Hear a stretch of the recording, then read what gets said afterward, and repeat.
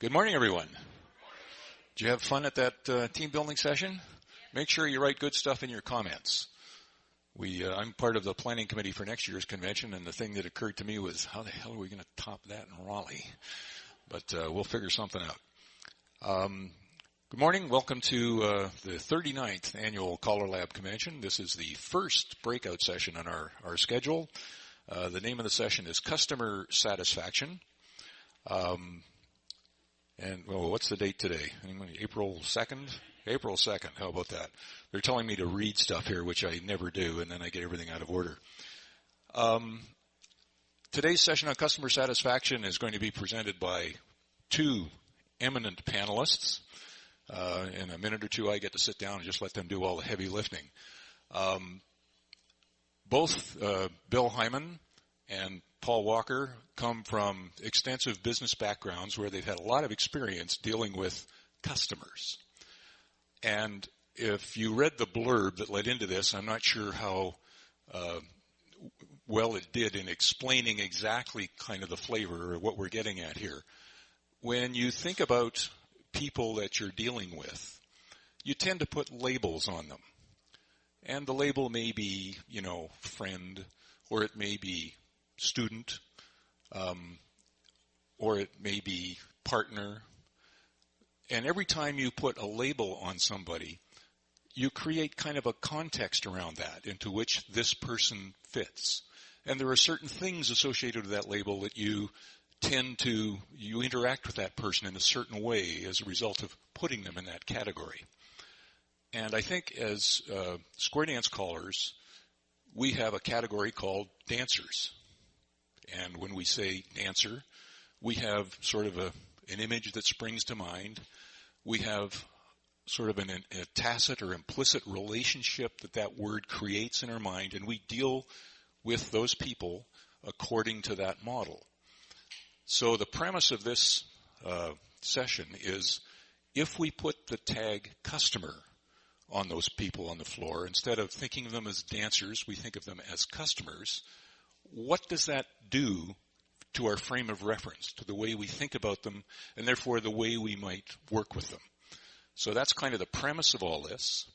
So my two panelists, as I said, are Paul Walker and Bill Heyman. I'll let them introduce themselves with a little more detail when they get up. They can impart whatever personal details of their life that they would like to. And we'll leave time for a question and answer session at the end. We usually, I'll say this on behalf of the panelists, but maybe they won't appreciate it. We usually encourage these sessions to be interactive. It's better if, we respond to what the audience is interested in hearing as opposed to just core dumping some presentation on them that we've built. But if you have a question or you want to make a comment, please make it on the microphone. This session is going to be recorded, and it will be available to people buying the MP3 set. So when you make a comment, try not to make it, too inflammatory or obnoxious. And just remember that this whole thing is going to be preserved for posterity. So without any further ado, I'd like to introduce Mr. Paul Walker, and take it away, Paul. Thank you. I'm 29 years old.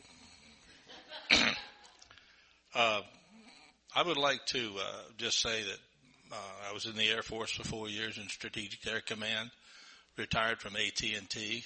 Most of my time was spent in marketing and engineering and other jobs. I've been calling since 1981 and dancing since 74. Love the hobby, love the people that are in it. And my basic policy of how I approach things is there's absolutely nothing more important than a dancer. Nothing. Because without them, we don't have work. When I got this, they sent me the telegram asking me to serve on a panel, customer satisfaction. I said, gee, this sounds like an AT&T marketing program. And the thing, it says, this is what it says.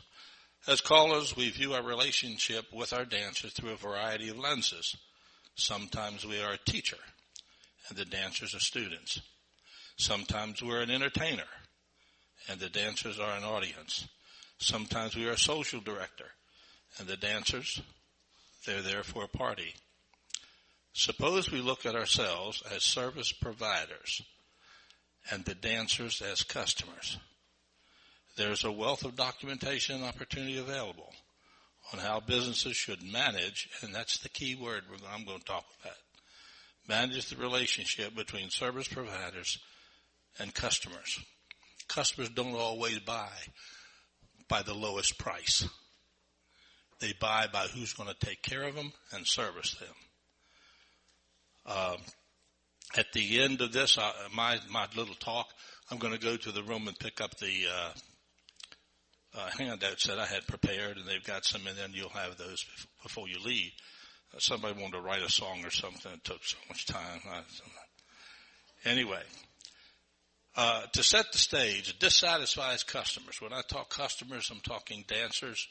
If I use the term professional, I'm talking round dance skewers, line dance instructors, and callers. Because the IRS says that we are professionals. We have to file forms for that. 91% of dissatisfied customers never purchase goods or services from a company again when they don't feel right about it. 91%. So that's kind of an interesting comment. How many of you are on publicity committees? Raise your hands. Every person in this room should have a hand up. How many of you are salesmen for square dancing? Every hand should go up because we're selling. If we're not selling square dancing, we're selling ourselves. As soon as you say hello and get that warm and fuzzy handshake, you're selling something. You're selling yourself. Okay. Let's talk about basically 7 steps to building customer satisfaction. We should encourage face-to-face dealings. I've always called this pressing flesh. And I know that you can make a lot of sales through telephones because I used to teach people how to make phone calls to businesses and how to generate revenue. It's very successful. You have to be excitable over the telephone. One of the most important things you can do when you're talking to somebody is to force yourself to smile. That has an attitude change in your voice. If you can't get excited enough, open a drawer, put your hand in it, and slam it on your hand. And you'll be going, oh, hey, you're going to come dancing tonight. Oh, we're going to have a good time. You have to be excited about it, sell it. Okay. Attitude is everything. But pressing flesh is important. Oh, you've already got no. Because of, thank you. See how good these people are? See? I was going to come get it. No, you never hand out something like that because what happens is you'll sit there and read it and you won't listen to me. Isn't that right? Okay. Well, it could be. Oh, I see you just smile, keep on going. I have to tell you, I've been calling about 1.5 years, and a dancer came up to me after a year and told me I was the worst caller he'd ever heard. And I ought to pay him to come to the dance so that I can use him as an experiment. Let me tell you something, cut deep. But when I went to my caller, who was my mentor, he said, oh, is that right? I said, well, I can just quit. He said, well, go ahead. If you don't like this, can't take the pressure, get out. He says, you're not anything until you've been accused of running around with everybody's wife. Now, when you have that, you're in like Flynn. That won't ever happen either. Anyway, a warm smile, a firm handshake. We call it Yellow Rocks. And be a good listener. Really listen to people and listen to one at a time. Don't spread your attention to more than one. Be friendly and approachable. Smile and be there for people. When you're on the phone talking to a dancer, smile. Force yourself to smile. I was told during first caller school that if you want to see what you look like calling, get your equipment out, put a record on, start calling, and put a mirror in front and look at you. And I didn't like what I saw because I wasn't smiling very much. But after a while, it became a little easier, and it worked out that way. Have a clearly defined service policy. I guess in that one was a hard one to do, and that is because there's illness, there's hospitals, there are emergencies within families, there are funerals. I discovered early in my calling career that to be a decent caller is just like being a good pastor of a church. One carries a Bible, one carries a microphone. When your people are hurt, go visit them. Go to the hospital, sit by them. I've spent hours in a hospital with people. And let me tell you, the loyalty that is built up will bring those people back. Of course, you do have to be a decent caller too, but that helps. If they have a problem, get to the very truth of it and talk to them about it and work with them. If they call you with a question, if you don't have the answer, say, listen, I'll call you tomorrow afternoon. If you don't have the answer, call them anyway and tell them you're still working on it. Attention to detail. Know the little details of things. Years ago, I made this little card.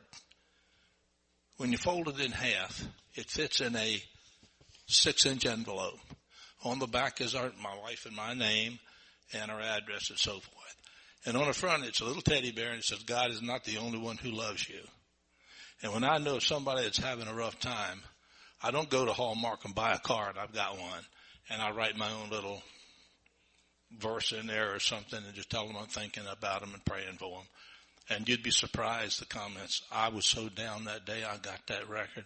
I cried for 2 hours and I just felt great.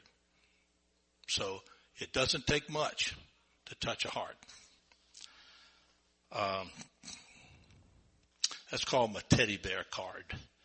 Anyway, my first instructor was Cal Golden out of Hot Springs, Arkansas. Remarkable man.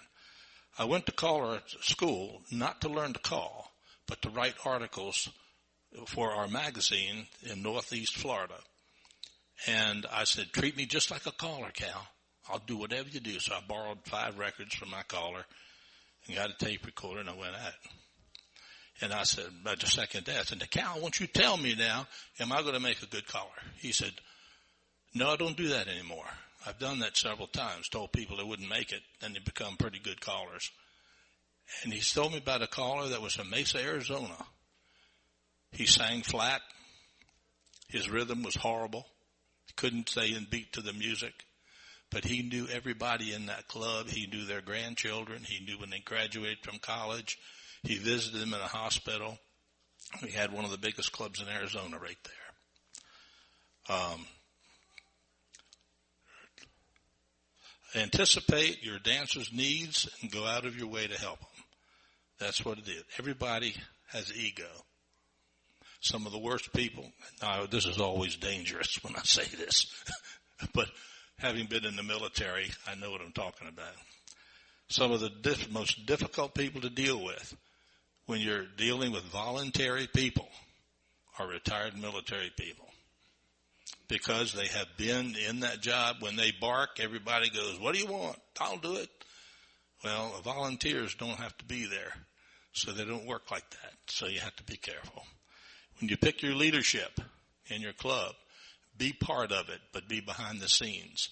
The 2 clubs I call for has a clause in their constitution and bylaws that the vice president normally moves up to the president's job the next year. About 4 months before that takes place, I start cultivating that vice president.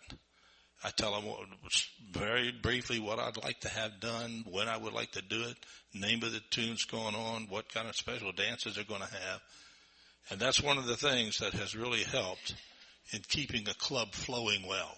You are the leader, whether you like it or not. They change officers every year. Honor your promises. Keep your word. Integrity. I learned early. There was a caller in Florida that had a gig to call a dance. He got another offer for more money, and he took that one with more money. He spent the rest of his career trying to live that down. You know, when you make a promise, you keep it. Treat the dancers like they're friends, because they are your friends. This is a very tough business because you're not just an employee, you're also a member of a great activity. And I'll say again, remember, there is nothing more important than the dancer. If you really want to read an article on attitude is everything, in 2002 at the National Square Dance Convention in Minnesota, Jerry Junk delivered the keynote address. His title was Attitude is Everything. I saw an example of Jerry that day. I knew who he was before that, but I was sitting on about the second row from the back. There's probably over 1,000 to 1,500 people in that room. They wheeled in a guy in a wheelchair and set him about 2 rows up from me. Jerry was up on the podium talking to somebody before he started his speech, and he looked out and he saw that guy. Jerry got down, walked over, went over and hugged that guy, asked him how he was doing. It was so good to see him. Let me tell you something. Jerry Junk is a people person. He is a people person, and that's what we need to do. Anything. You can go on attitude, and in the handout, by the way, you can find where that attitude is everything is, and once a month, I pull that out of a special drawer, and I've got other articles from other callers that I have a lot of respect for. I read those articles. Sometimes we forget the little fine-tuning that we need to do. But that attitude for everything is one of the fine. And I've been to a lot of attitude things with AT&T. They believed in all that stuff. Anyway, okay, and there's other things in here. So I'm going to close with a few comments. Albert Schweitzer first, 1875 to 1965. You do not live in a world all alone. Your brothers are here also. From Booker T. Washington, if you want to lift yourself up, lift up someone else. And from Paul Walker, 1938 to whenever, the customer is not always right. I'm going to repeat that. The customer is not always right. You just have to treat them like they are.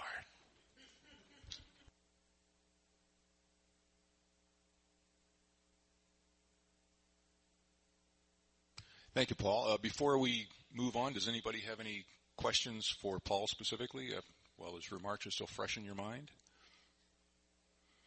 Okay. Next up is Bill Heyman. Oh. Microphone.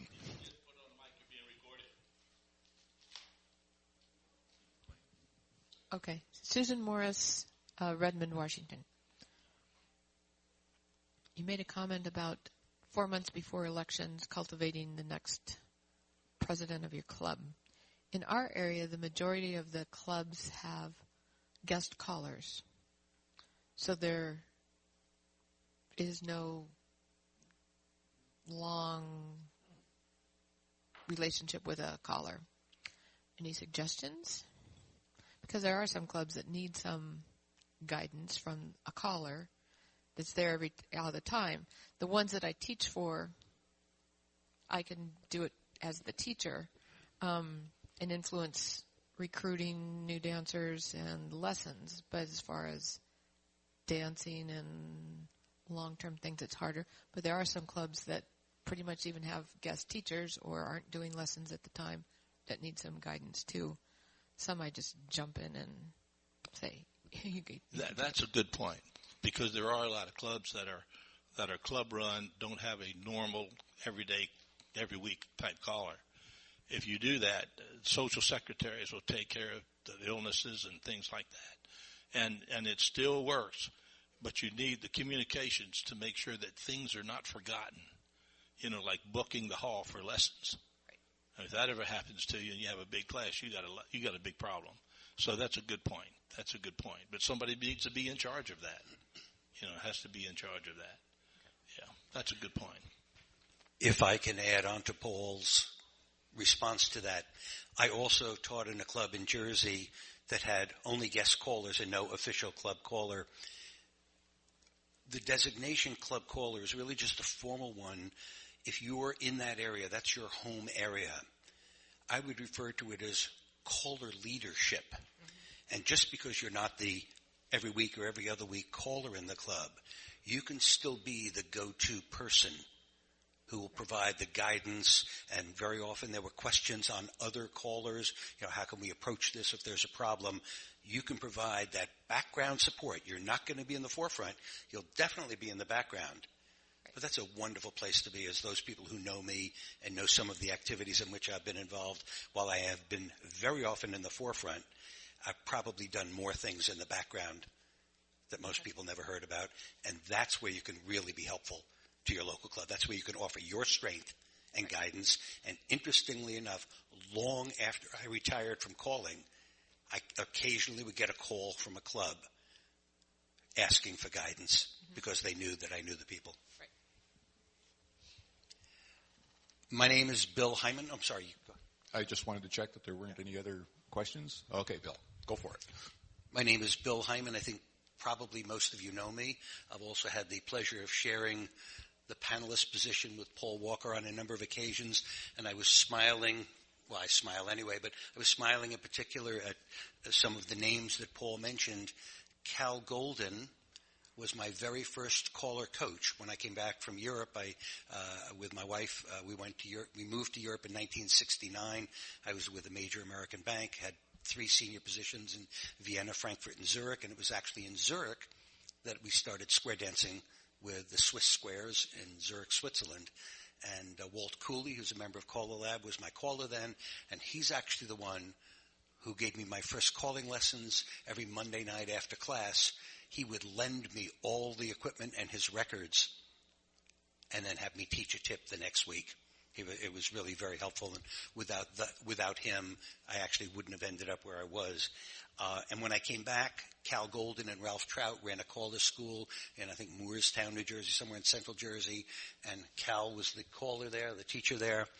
And Cal really is he's a preacher by any other name. He's an old Southern preacher, and he preaches the gospel of square dancing.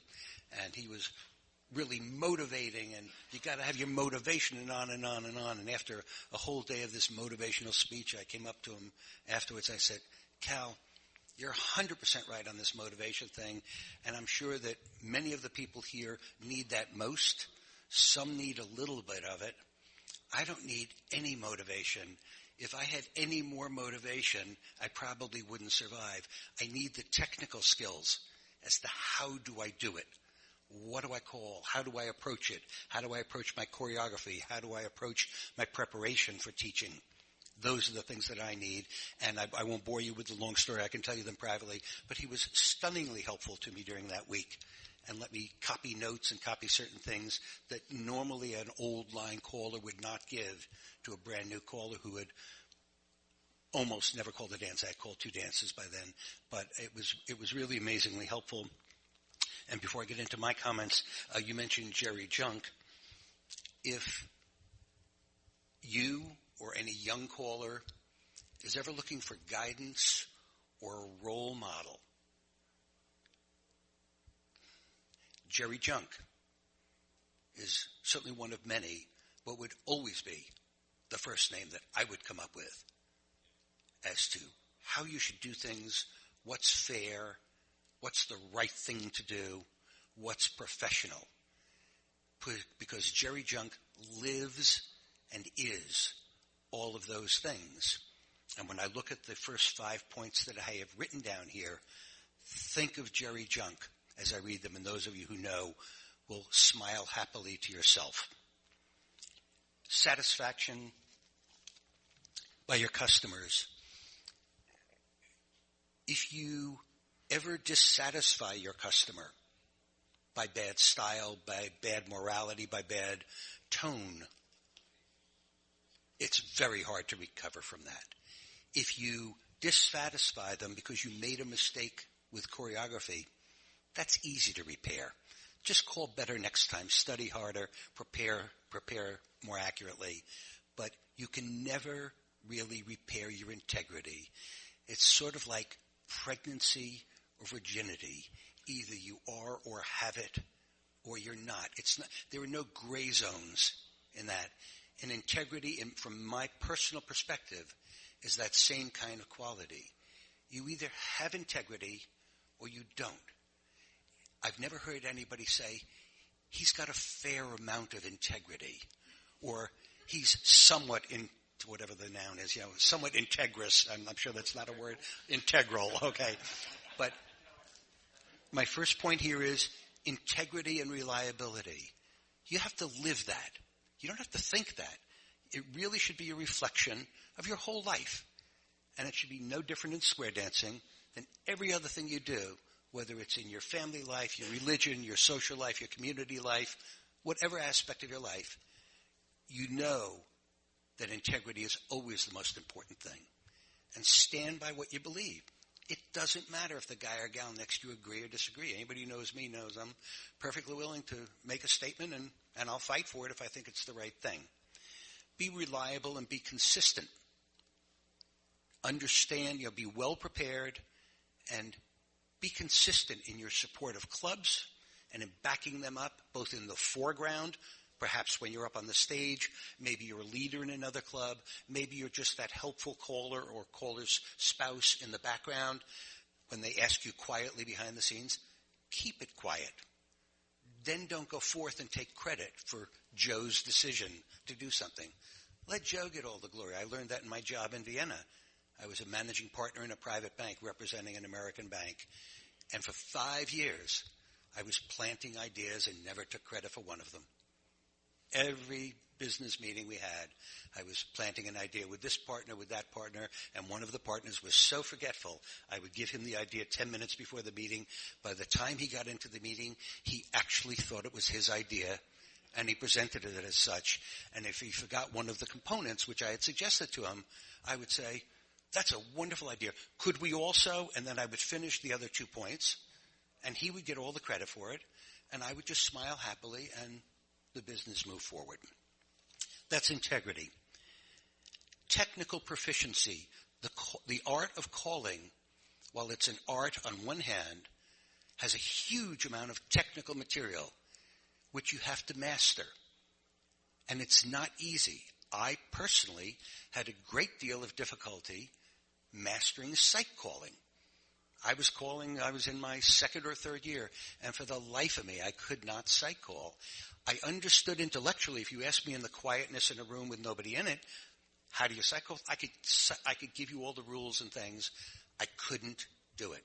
So I hired Bill Peters, the late Bill Peters, as my personal coach. He was on the East Coast at one point, and I had him come to my plus class to sit there for my hour and a half.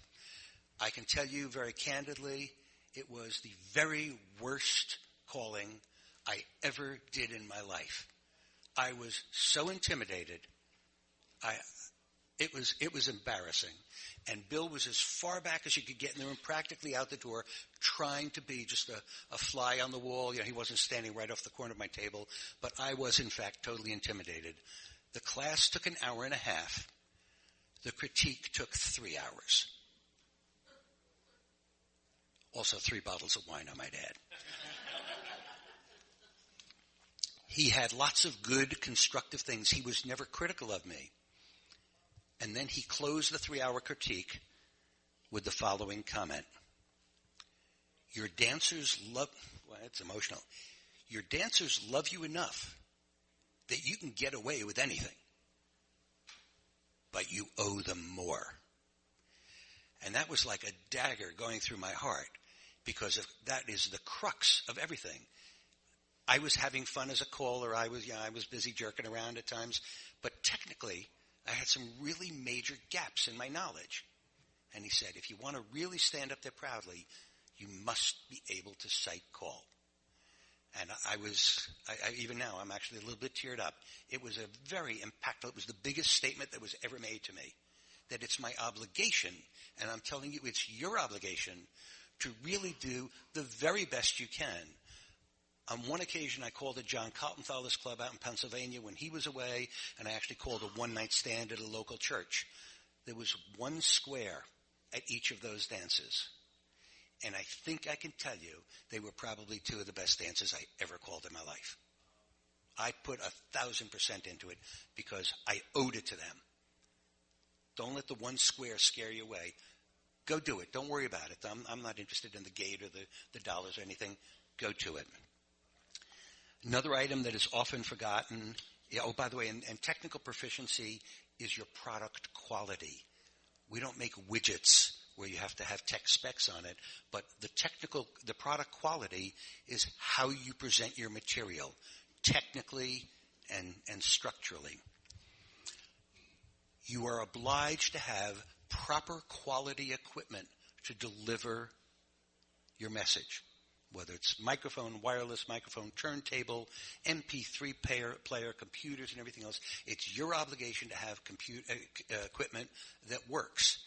If the propane truck is driving into your driveway and he's still 100 feet away from the tank, you don't want to smell propane leaking out of the truck. And it's the same thing in our activity. Come prepared emotionally, mentally, technically, and equipment-wise. Come prepared to do the job for which you've been hired. You have a contract to do that. Implicit in there is preparation, choreographic preparation. I would be the first to admit, and anybody who knows the dances that I have called, I spent much more time programming music than choreography because complex choreography was just not my thing. I called fun dances, and I wasn't the choreographic wizard ever, nor could I ever have been. I don't have the mentality for it. But do the preparation for the kind of dance which you want to call. That will create customer satisfaction. And maybe most important of all, overlying all of this, I wrote down graciousness and understanding. The customer may be wrong. Actually, they're often wrong in all businesses. The customers are often wrong. They're not always right.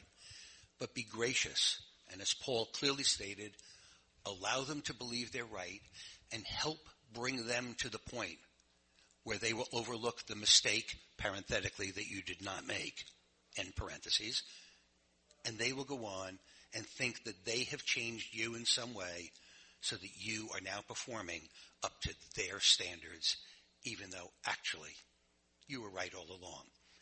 Perception always beats fact. There's no circumstance in life where perception doesn't outweigh fact. So understand that and be gracious. Wrong glass. This I was going to drink out of the glass that's upside down. And I was gracious about it. And as anybody who knows me also knows, I only do self-deprecating jokes. Thank you very much. I only do self-deprecating jokes. I never joke about somebody else. I always take the hit myself, and that, of course, leads to many, many opportunities, targets of opportunity. Yeah. And I have a lot of material available, fortunately or unfortunately. Let me end my formal comments, if you will, with a story on customer satisfaction. Those of you who did business with us, for those of you who don't know me personally, Peggy and I started Caller's Corner in 1982. We purchased Supreme Audio in 83. We purchased Handhurst Tape and Record Service in 87. And all of that was sold in 2005 to Tom and Pam Dillender. I have roughly 20 years in the Square Dance business side, and Peggy and I still own SupremeAudio.com. We are large suppliers to the fitness and health club industry, actually around the world. So we have customers around the world. We're really into customer satisfaction, which is why we're actually the number one vendor in that segment worldwide. And it's only because of customer satisfaction. There are other companies that sell the same products that we do, but nobody presents it all with the tone and attitude that our staff does. And they are masters of making the customer feel great. They're wonderful.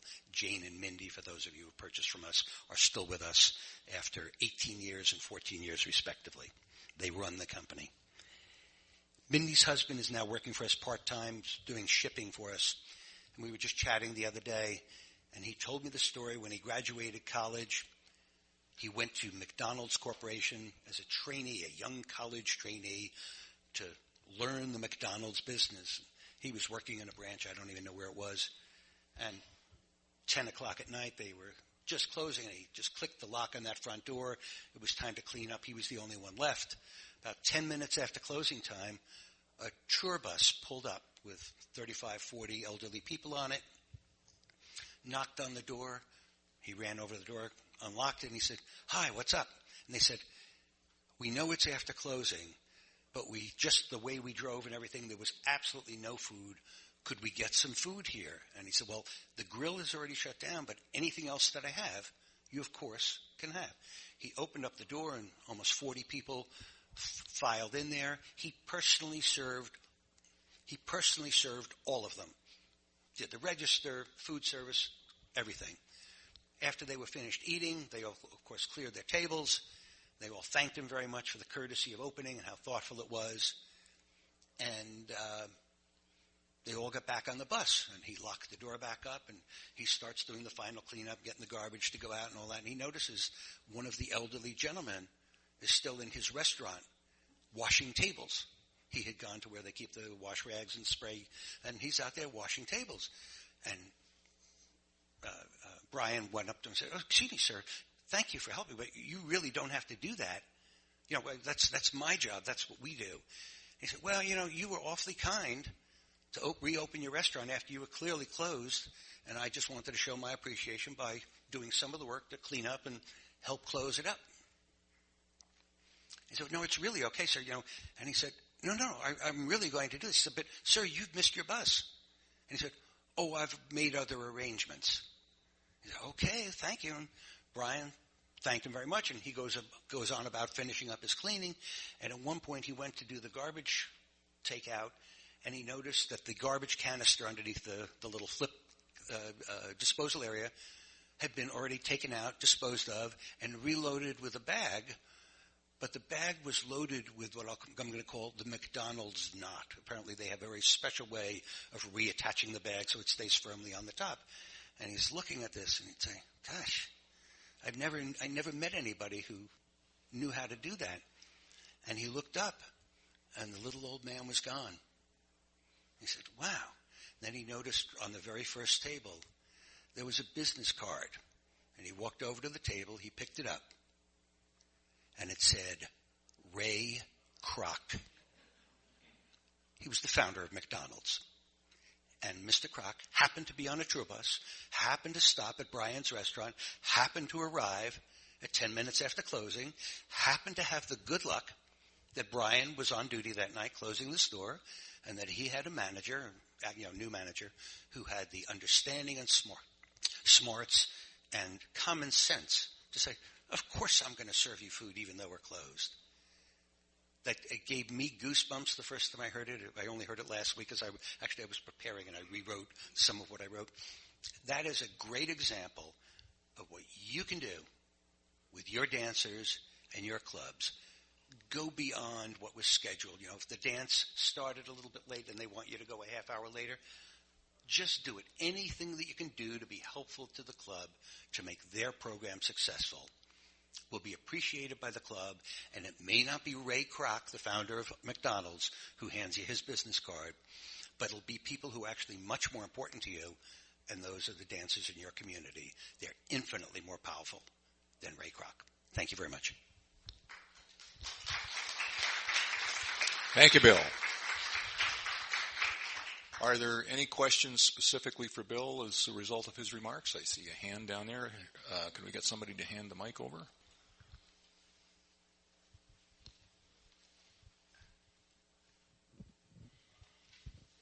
Thank you. Dennis Clark from Indianapolis. About midway back in your comments, you were talking about one of the responsibilities of a caller is in preparing for your program of showing up with the proper equipment, and using the analogy of a propane truck showing up at the house, which I like that analogy. I hope to use it someday. But you were talking also, and I took into that the preparation of oneself as well as part of that equipment, because the caller himself has to be prepared for that as well. And you talked a little bit about that, and when you did, you made the comment that when you prepared yourself, you took time to prepare your program, but you didn't spend a lot of time on choreography. Would you explain that a little bit of what you were talking about on that? Absolutely fair question. I don't want you to think that I didn't prepare at all. Okay, because that's not true. I did mostly teaching. At my peak, in my busiest year calling, I was calling 135 dances a year. And when we hit that, and I realized that I was really on the road too much for a young father, husband, and so forth, I then started to back down. For my teaching, I was always extraordinarily well prepared, or read that over prepared. I was very careful on the lists that I kept and how I approached the mainstream list. I only taught plus, I think, 3 times or 2 times, but I taught mainstream every single year that I was calling, or actively calling at that time. And I also made sure that I reviewed very heavily that which happened the prior week, a little bit less the second prior, and so forth, scaling down over time. I was very careful about that. When I say I didn't spend a lot of time on choreography, I wasn't a trick choreography guy or a super complex guy. Nobody, when I finished a routine, nobody ever said, "Wow, how did he do that?" I have been at dances where I have said as a 20-year caller, "Wow, how did he do that?" I sort of know intellectually how he did it, but when you're on the floor as a dancer, that wonderful surprise. I remember I was dancing to Jerry's Story. I don't even remember where it was, but anyway, and he was pretending like he was in trouble, that old "I think I'm in trouble" fake act, and I'm looking up at him, and I'm giving him the, "Oh my God, where are you? Everybody do a U-turn back. The man left." Your corner was right behind you, but he had brought us there in such a way, and he was playing this verbal and facial act with the big chiclet-sized teeth that he's got there, going, "Oh my God, I'm in trouble, I'm in trouble." He was stunningly prepared for that.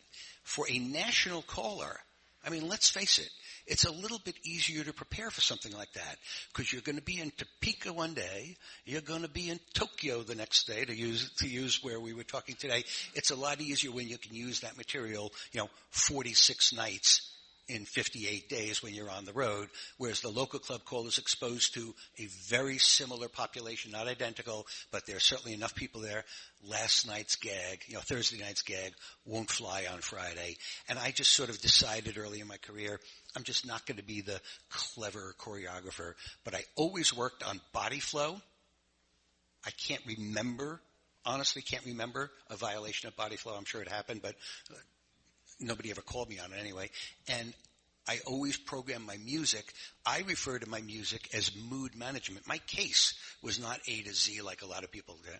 I had mood tags in there, like sing-alongs, golden oldies, yodeling, specialty songs, right on the tab.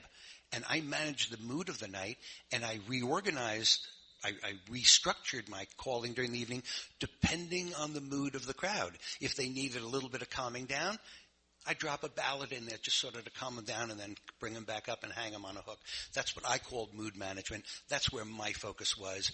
I marvel at those of you who are really ace choreographers who can just do this complex stuff.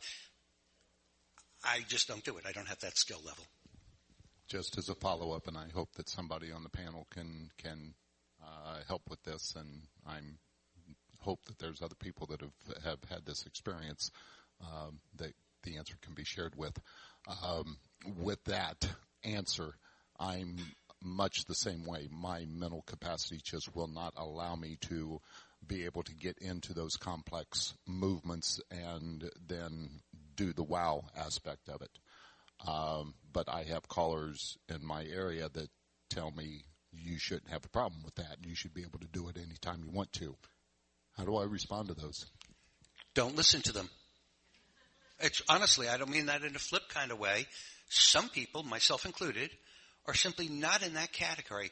Find some other charming aspect of your calling that is valued by your dancers. If you're a yodeler, I'm not picking on yodeling, but if you're a yodeler or if you have a couple of techniques that you like to use, be the guy who does other kinds of things. And I was, in a local area, I was a successful local club caller. I called a little bit regionally, but I was pretty much a local caller and certainly not a national caller.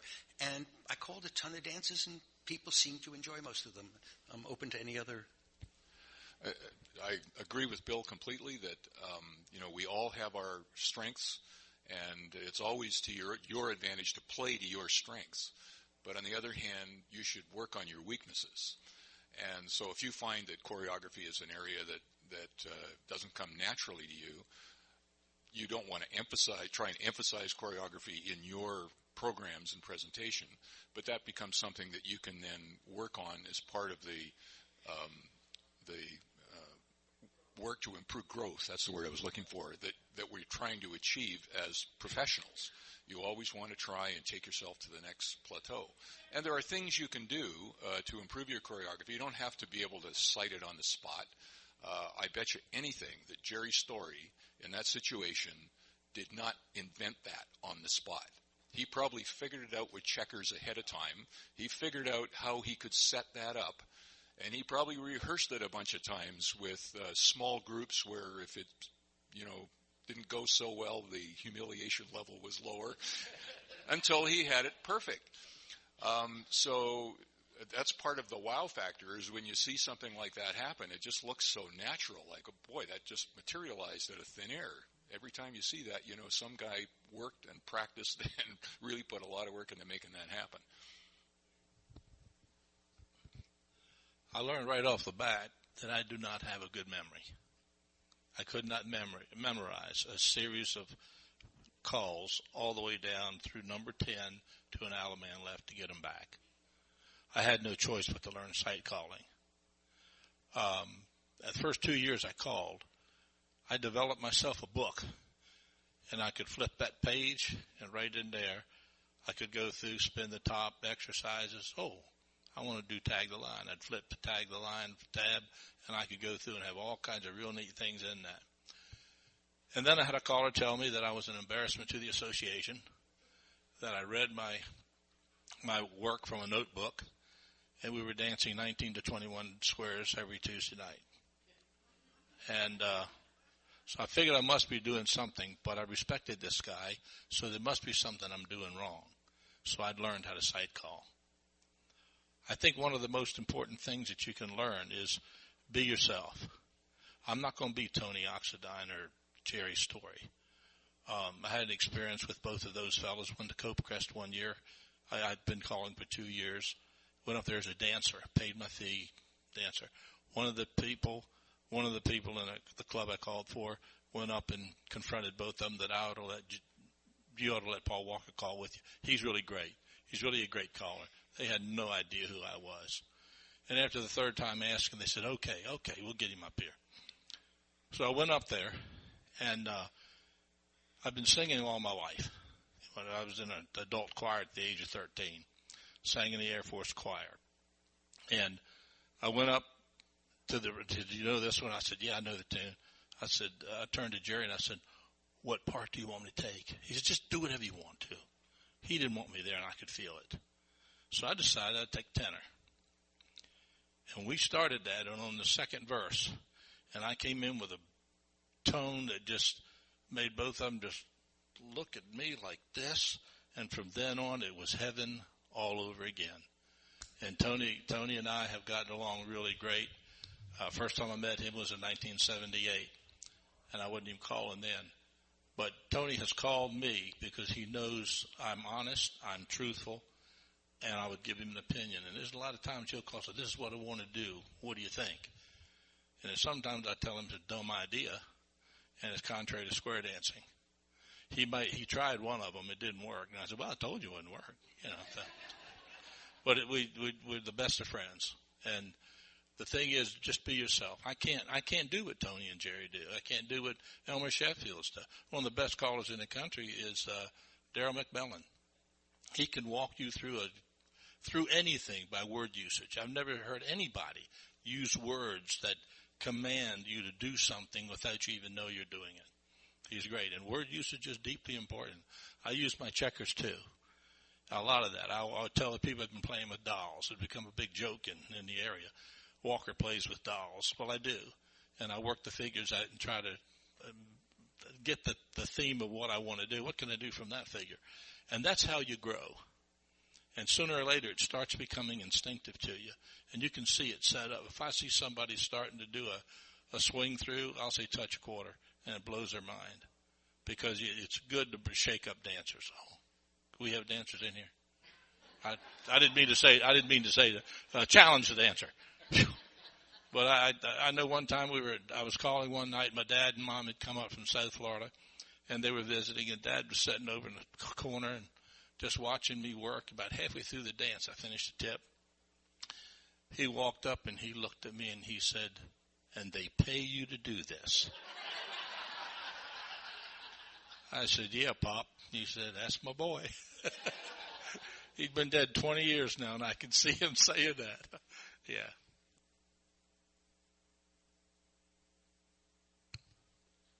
Any other question? I mentioned earlier that Cal Golden was not going to tell me if I could become a caller or not. Well, at the end of the school, it was on a Thursday night, we brought in the local club and us to call for him. All I knew how to call paddle was a chicken plucker, and that was it. I couldn't even put an equalizer in there or a zero or nothing. But I did my chicken plucker. That was pretty good. I got through that, did my singing call, and I'm putting the record back in the jacket, and Cal walks by and says, "Walker?" I said, "Yeah, Cal." He said, "You might want to think about getting into this," and kept on walking.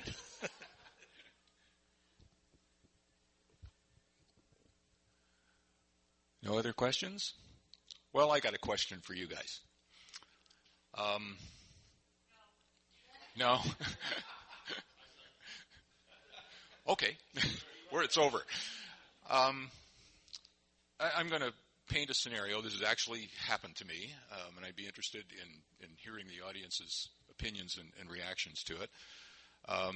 As many of you know, I'm primarily a challenge caller, and it's not uncommon when they hire you for a challenge gig for the people that are hiring you to say, "Now, we want real meat.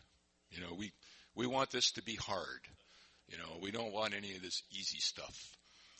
And you show up at the dance, and you start to call. And my typical strategy for calling just about any dance up, well, I don't do this at C4, but most of the challenge levels is I'll sight call the first tip.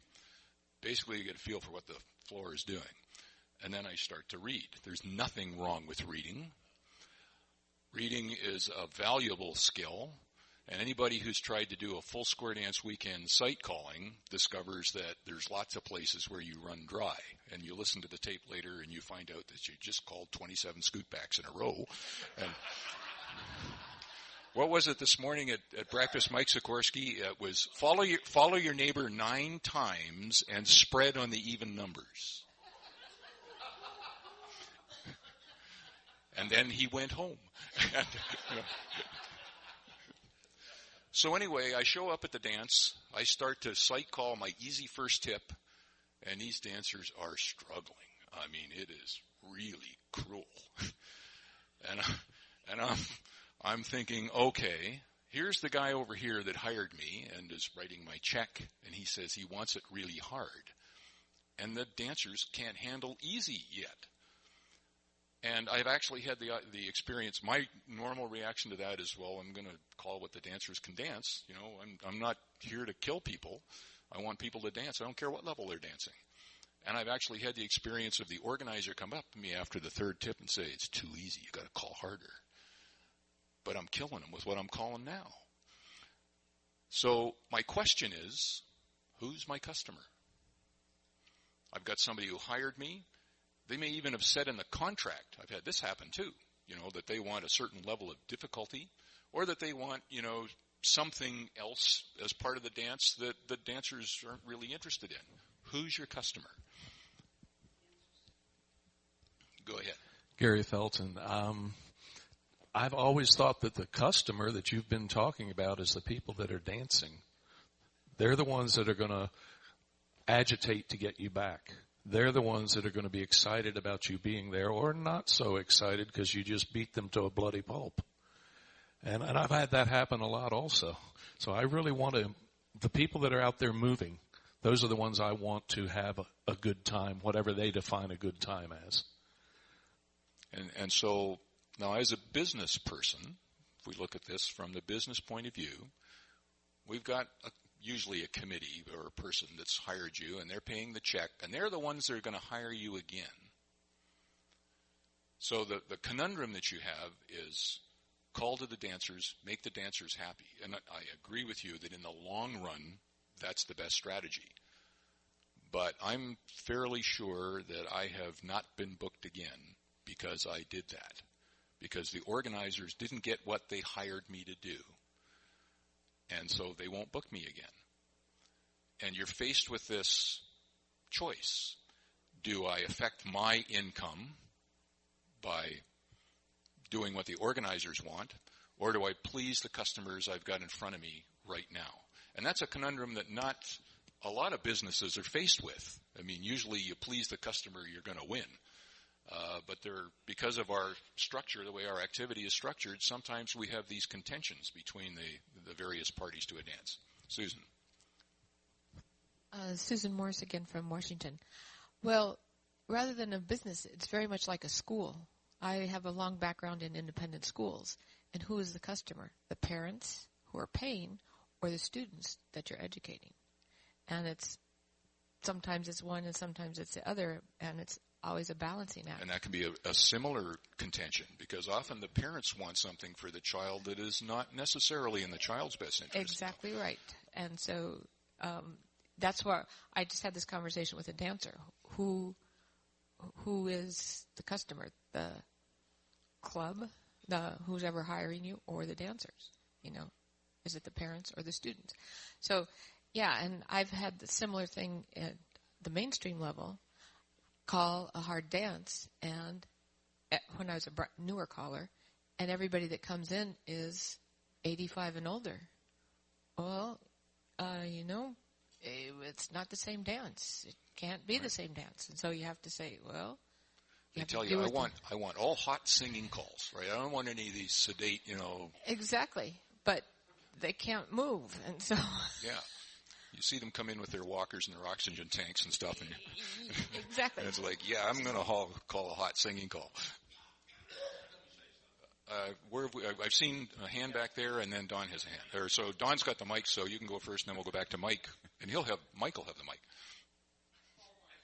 That doesn't seem to make sense. But Don Beck from Massachusetts. I don't have a real solution to your dilemma. It's obvious you have to have the dancers dancing to me. But I've run into that, not a challenge, but a plus, A1, where I don't write material, but it's all site calling. And one of the things is I'll talk to the person that came up to me and said, I'm a site caller, and if I can't keep the dancers dancing, I can't resolve for you guys. So you tell me. Good me. Answer. Huh? That's a good answer. I never thought of that. You tell me what you want, and I've also had people, one or two challenge dancers or hot-level dancers in the club, but not the ones that hire me, say, can you do this? Can you do that for us? And, if they want a star tip or something, I say, where's your president? If he asks me, I'm working for him today, or your hiring person. If he asks me, I'd be willing to do it. Just because you want that, I can't, you get him to ask me. And sometimes they do and sometimes they don't. And that may have been the last comment because I had another one and I can't think of it. Anyway, pass the mic. Send the mic down to Mike, and if it occurs to you, hold your hand up. Oh, Paul, did you have a... All right. Mike Hogan, Omaha, Nebraska. Barry, I think the answer to your question about who the customer is in that scenario is, and this is true in business, the answer is both. And that's where your conundrum is, because you're right. You've got a guy that may not book you back because you didn't do what you wanted him to do. Then again, if you do what he wants you to do, the dancers may not come and dance to you the next time that you come back. That scenario actually just happened to my business. I run an advertising agency, and we primarily have car dealerships. That's the bulk of our client base. We had a car dealership in Council Bluffs, Iowa, which is right across the river from where I live, that we talk about branding and making people understand who you are and where you are and why they would want to come and buy from your in this case, Chevy Cadillac dealership. Why would you want to buy from that particular dealership? And we tried to get this client to understand that there are 11 Chevy dealerships in the DMA, and they've got to understand why. They've got to position themselves as not just we've got the cheapest cars, or we can get you financed if you can't. All of those types of things, those call to action things, into why do you want to buy from that dealership? Instead, this dealership changed their hooks every other week. I mean, every time the wind changed directions, they changed their mind. And the end result is that as much as we tried to advise that client where to go, they went in a different direction, and we ended up losing that client. We think that's actually a good deal. In that scenario with your dance, I guess the way that I would try and handle it would be, of course, if you know that early on in the dance, you've got my scenario would be, okay, I have an opportunity to kill these dancers quickly and then get them to love me again by letting them be successful before the dance is out. There's some happy medium there where the guy that's writing the check goes, okay, that was really tough. That's really cool. And then you have to say, okay, I got it. You know, it was really tough, but I got to tell you, your customers, the dancers that came to your dance, really didn't enjoy that. So I want to back it down a little bit, make sure they go home happy. We all good? And that's sort of educating your customer about how the product is used. And if they agree to that, and you can make those people love you by the end of the dance, then then those dancers will come to you again, and hopefully he'll go, I got it. They loved him. He'll come back. So you have to find a way to try and satisfy both of those customers. And sometimes you lose a customer. We have the right in any business to fire a customer. And that might be a scenario where, I think all of us at some point have had clubs where you've gone, that just doesn't work for me. It doesn't fit with how I do business. I can't come back and call for these folks. I guess that's how I try to handle that scenario. And that's an excellent answer, Mike. That was actually what I was going for. I was hoping somebody would come up with that. I presented that scenario as a very black and white kind of situation. And my own feeling is just what Mike said, that the right answer in that situation is always the dancers are your primary priority. And if that means you have to sacrifice a booking from, this club officer in the future to keep the dancers on the floor now happy, then that's what you do. It seldom actually is that black and white in reality. And in fact, there are usually things you can do to try and keep both those customers happy. But it's important to remember that we do have more than one set of customers out there, and you're trying to please them all. Gary, you had a question?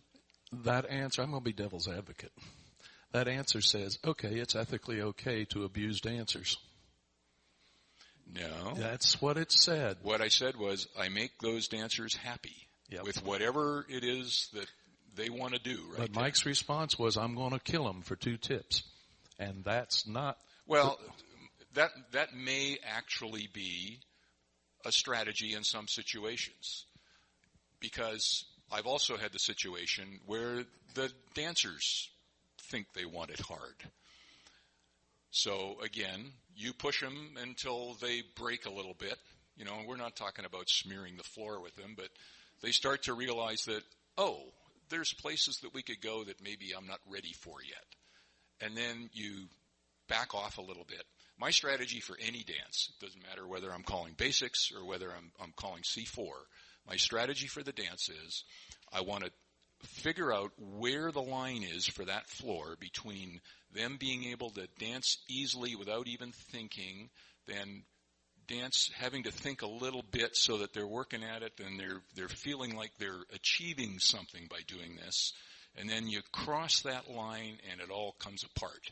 And they start to feel like they're bewildered and I don't want to be here. I'm being hit over the head with a board all the time. You don't want to go there. Tommy Miller told me the best analogy I've heard for this. He says, you want to march them to the cliff. And then you want to hold them by the ankles over the cliff and let them see the raging rapids below, but you never let them go. Except the leader. Except the leader. So the strategy is modern Western square dancers, by the fact that they are modern Western square dancers, have said that they enjoy this element of challenge to some extent, right? That the difference between a modern Western dancer and somebody who likes traditional squares or contras as their primary form is that modern Western squares, the dancers don't know what's coming. So there's that challenge of, I've got to be able to dance to something I just heard half a second ago, instead of something that I've practiced and I'm trying to get so that I can do it to the music and feels good and all that. It's a different kind of a challenge. People that are looking for that want that experience of being marched to the edge of the cliff, but not let go. And that's what we're striving to do with our style of dancing. Don? Don Beck again. I remembered what I wanted to say. Don, now that he's remembered what he will do, this will be the last question. Times 3. One thing Jim Mayo told me over 40 years ago was that dancers like to be challenged and win. Exactly. Which eventually I finally figured out they don't want to be challenged. They want to think they're being challenged, but they want variety. And so you can get them on the cusp of that way, knowing what's safe and what's not. Relative to the basic question, do you work with the one customer or with the many? Most dances I've been to where I'm a guest in the area, the many have booking chairmen for a lot of other clubs. Work for them. The heck with this guy. And one last comment about the tactics of what do you do when you are in that situation. Again, not with reading, but with sight calling or modules. As much as I try to keep most of the people dancing most of the time, there's natural attrition. I don't always succeed in what I'm trying to do. And when I've got those 1, 2, 3 hotshot squares still dancing, and I want to resolve as quickly as I can to get everybody else moving, I'll use some of my more tricky or difficult get-outs that would have dropped the rest of the floor and the punchline would have been lost on them. But these 3 squares will appreciate. These 3 squares will say, hey, he is calling a harder dance, and quickly get the rest of everybody going again. So it's a tactic to work with when you're stuck in that situation somewhat. Our time is up. I'd like to thank everyone for coming this morning, and thanks for your participation. We had some good stuff. Now, there are some handouts up. Did you have handouts, Bill? Bill didn't have handouts, but Paul does. So if you'd like a handout for Paul's presentation, he's coming around. And have a good lunch, and have a good convention.